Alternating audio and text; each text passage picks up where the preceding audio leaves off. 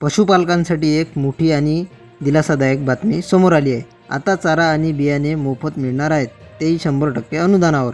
मंडळी, यंदा एल निनोच्या पार्श्वभूमीवर कमी पावसाची शक्यता व्यक्त केली जात आहे। त्यामुळे पुढील काळात हिरवा चारा आणि पशुखाद्याची टंचाई निर्माण होण्याचा धोका वाढला आहे। ही परिस्थिती लक्षात घेऊन पशुसंवर्धन विभागाने एक महत्त्वाची योजना सुरू केली आहे। या योजनेअंतर्गत मका, ज्वारी, बाजरी आणि नेपियर गवत यांसारख्या वैरण पिकांच्या बियाण्यांचे मोफत वाटप करण्यात येणार आहे। ही बियाणे 100% अनुदानावर उपलब्ध करून दिली जाणार असून प्रति शेतकरी 1 हेक्टर क्षेत्रासाठी कमाल 4,000 रुपयांपर्यंत मदत दिली जाणार आहे। महत्त्वाचे म्हणजे ही योजना प्रथम अर्ज प्रथम प्राधान्य या तत्त्वावर राबवली जाणार आहे। त्यामुळे इच्छुक पशुपालकांनी लवकरात लवकर अर्ज करणे आवश्यक आहे।